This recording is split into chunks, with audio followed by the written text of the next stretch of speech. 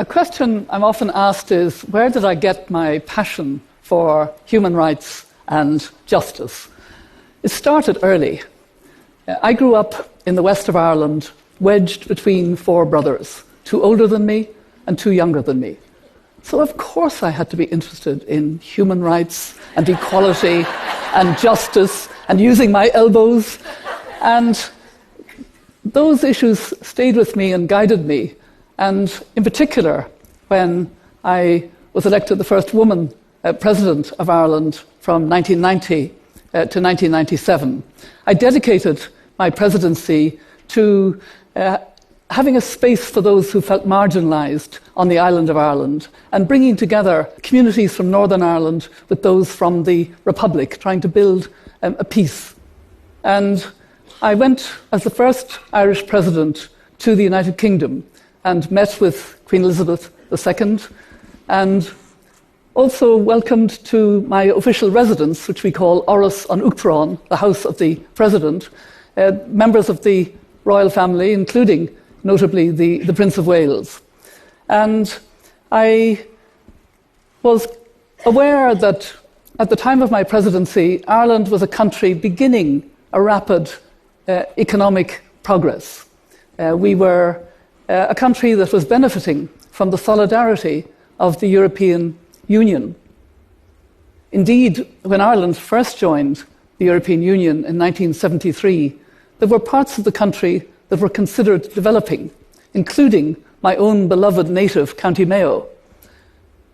I led trade delegations here to the United States, to Japan, to India, to encourage investment, to help to create jobs, to build up our economy, to build up our health system, our education, our development. What I didn't have to do as president was buy land on mainland Europe so that Irish citizens could go there because our island was going underwater. What I didn't have to think about either as president or as a constitutional lawyer was the implications for the sovereignty of the territory because of the impact of climate change. But that is what President Tong of the Republic of Kiribati has to wake up every morning thinking about. He has bought land in Fiji as an insurance policy, what he calls migration with dignity, because he knows that his people may have to leave their islands. As I listened to President Tong describing the situation, I really felt that this was a problem that no leader should have to face. And as I heard him speak about the pain of his problems, I thought about Eleanor Roosevelt. I thought about her and those who worked with her on the Commission on Human Rights, which she chaired in 1948, and drew up the Universal Declaration of Human Rights. For them, it would have been unimaginable that a whole country could go out of existence because of human-induced climate change. I came to climate change not as a scientist or an environmental lawyer, and I wasn't really impressed by the images of polar bears or melting glaciers. It was because of the impact on people and the impact on their rights to food and safe water, health, education, and shelter. And I say this with humility because I came late to the issue of climate change. When I served as UN High Commissioner for Human Rights from 1997 to 2002, climate change wasn't front of my mind. I don't remember making a single speech on climate change. I knew that there was another part of the United Nations, the UN Convention on Climate Change, that was dealing with the issue of climate change. It was later, when I started to work in African countries on issues of development and human rights. And I kept hearing this pervasive sentence, "Oh, but things are so much worse now. Things are so much worse." And when I explored what was behind that, it was about changes in the climate shocks, changes in the weather. I met Constance O'Kellett, who had formed a women's group in eastern Uganda. And she told me that when she was growing up, she had a very normal life in her village and they didn't go hungry. They knew that the seasons would come as they were predicted to come. They knew when to sow and they knew when to harvest. And so they had enough food. But in recent years, at the time of this conversation, they had nothing but long periods of drought and then flash flooding, and then more drought. The school had been destroyed, livelihoods had been destroyed, their harvest had been destroyed. She formed this women's group to try to keep her community together. And this was a reality that really struck me because, of course, Constance O'Kellett wasn't responsible for the greenhouse gas emissions that were causing this problem. Indeed, I was very struck about the situation in Malawi in January of this year. There was an unprecedented flooding in the country. It covered about a third of the country. Over 300 people were killed, and hundreds of thousands lost their livelihoods. And the average person in Malawi emits about 80 kilograms of CO2 a year. The average US citizen emits about 17.5 metric tons. So those who are suffering disproportionately don't drive cars, don't have electricity, don't consume very significantly, and yet they are feeling more and more the impacts of the changes in the climate, the changes that are preventing them from knowing how to grow food properly and knowing how to look after their future. And I think it was really the importance of the injustice that really struck me very forcibly. And I know that we're not able to address some of that injustice because we're not on course for a safe world. Governments around the world agreed at the conference in Copenhagen and have repeated it at every conference on climate, that we have to stay below 2 degrees Celsius of warming above pre-industrial standards. But we're on course for about 4 degrees. So we face an existential threat to the future of our planet. And that made me realize that climate change is the greatest threat to human rights in the 21st century. And that brought me then to climate justice. Climate justice responds to the moral argument, both sides of the moral argument, to address climate change. First of all, to be on the side of those who are suffering most and are most affected. And secondly, to make sure that they're not left behind again when we start to move and start to address climate change with climate action, as we are doing. In our very unequal world today, it's very striking how many people are left behind. In our world of 7.2 billion people, about 3 billion are left behind. 1.3 billion don't have access to electricity, and they light their homes with kerosene and candles, both of which are dangerous. And in fact, they spend a lot of their tiny income on that form of lighting. 2.6 billion people cook on open fires, on coal, wood, and animal dung. And this causes about 4 million deaths a year from indoor smoke inhalation. And of course, most of those who die are women. So we have a very unequal world. And we need to change from business as usual. And we shouldn't underestimate the scale and the transformative nature of the change which will be needed, because we have to go to 0 carbon emissions by about 2050 if we're going to stay below 2 degrees Celsius of warming. And that means that we have to leave about 2/3 of the known resources of fossil fuels in the ground. It's a very big change. And it means that obviously industrialized countries must cut their emissions, must become much more energy efficient and must move as quickly as possible to renewable energy. For developing countries and emerging economies, the problem and the challenge is to grow without emissions, because they must develop. They have very poor populations.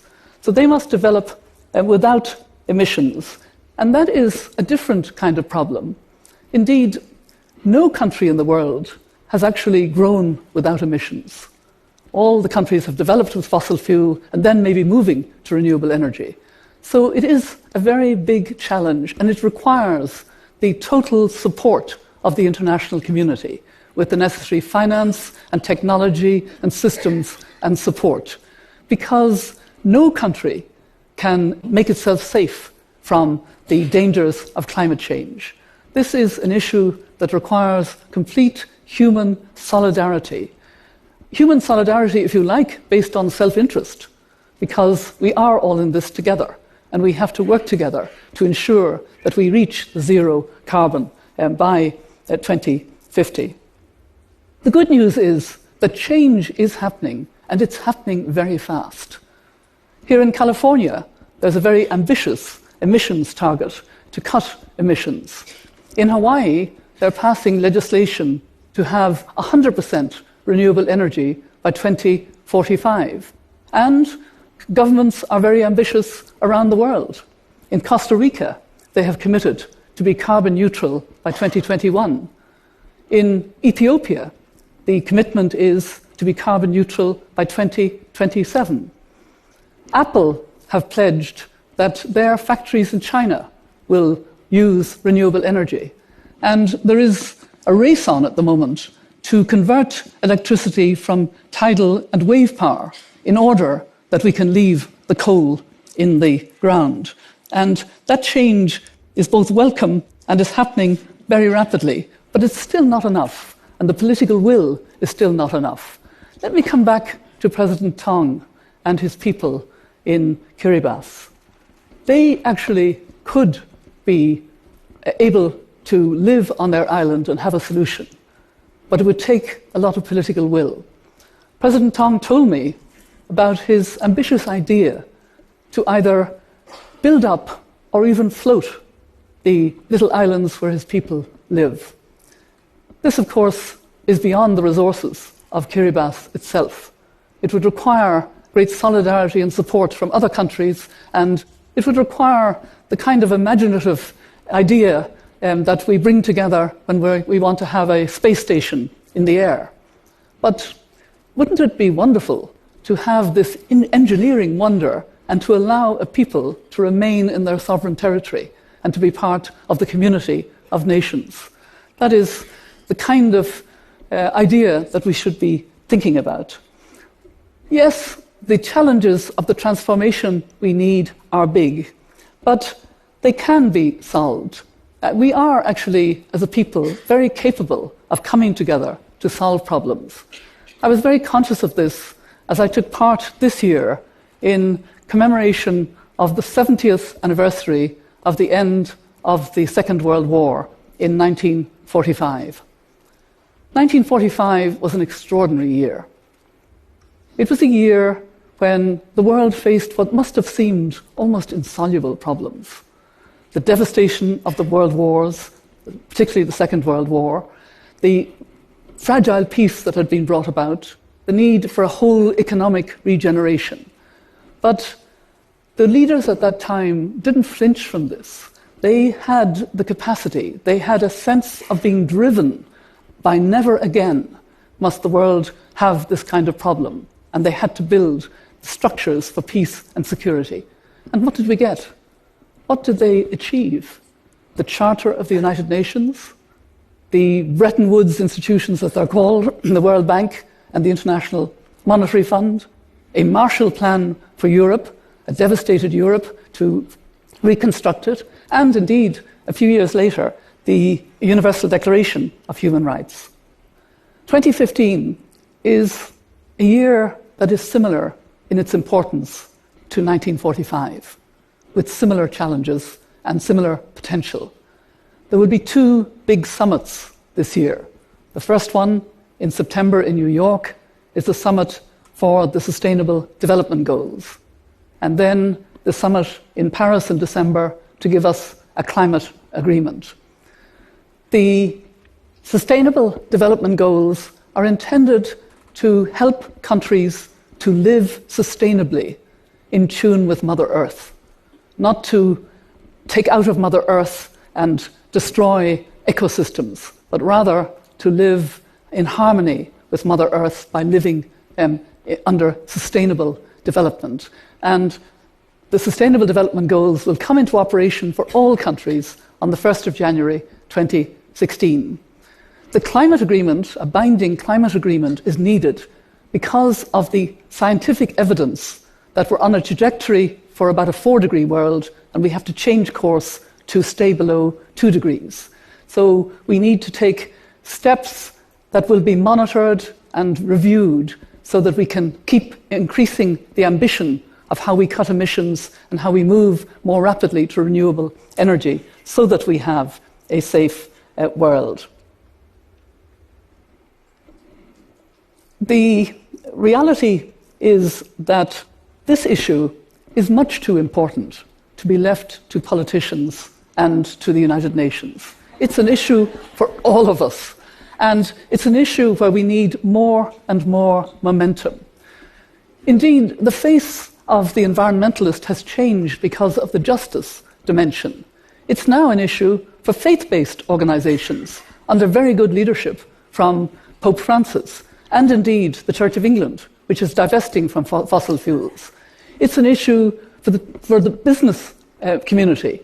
And the good news is that the business community is changing very rapidly, except for the fossil fuel industries. Even they are beginning to slightly change their language, but only slightly. But business is not only moving rapidly to the benefits of renewable energy, but is urging politicians to give them more signals so they can move even more rapidly. It's an issue for the trade union movement. It's an issue for the women's movement. It's an issue for young people. I was very struck when I learned that Zibril Kazan, one of the Greensboro Four, who had taken part in the Woolworth sit-ins, said quite recently that climate change is the lunch counter moment for young people. So, lunch counter moment for young people of the 21st century, the sort of real human rights issue of the 21st century, because he said it is the greatest challenge to humanity and justice in our world. I recall very much the climate march last September, and that was a huge momentum, not just in New York, but all around the world, and we have to build on that. I was marching with some of the elders' family, and I saw a placard a little bit away from me, but we were wedged so closely together because, after all, there were 400,000 people out on the streets of New York. So I couldn't quite get to that placard. I would have just liked to have been able to step behind it because it said, "Angry Grannies." And that's what I felt. And I have 5 grandchildren now. I feel very happy as an Irish grandmother to have 5 grandchildren. And I think about their world and what it will be like when they will share that world with about 9 billion other people in 2050. We know that inevitably it will be a climate-constrained world because of the emissions we have already put up there.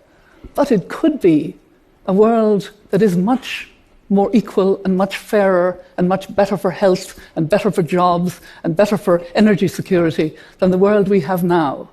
If we have switched sufficiently and early enough to renewable energy, and no one is left behind. No one is left behind. And just as we've been looking back this year in 2015 to 1945, looking back 70 years, I would like to think that they will look back, that world will look back 35 years from 2050, 35 years to 2015, and that they will say, weren't they good to do what they did in 2015? We really appreciate that they took the decisions that made a difference and that put the world on the right pathway, and we benefit now from that pathway, that they will feel that somehow we took our responsibilities. We did what was done in 1945 in similar terms. We didn't miss the opportunity. We lived up to our responsibilities. That's what this year is about. And somehow for me, it's captured in words of somebody that I admired very much. She was a mentor of mine. She was a friend. She died much too young. She was an extraordinary personality, a great champion of the environment, Wangari Maathai. Wangari said once, "In the course of history, there comes a time when humanity is called upon to switch to a new level of consciousness, to reach a higher moral ground." And that's what we have to do. We have to reach a new level of consciousness, a higher moral ground. And we have to do it this year in those two big summits. And that won't happen unless we have the momentum from people around the world who say, we want action now, we want to change course, we want a safe world for future generations, a safe world for our children and our grandchildren, and we're all in this together. Thank you.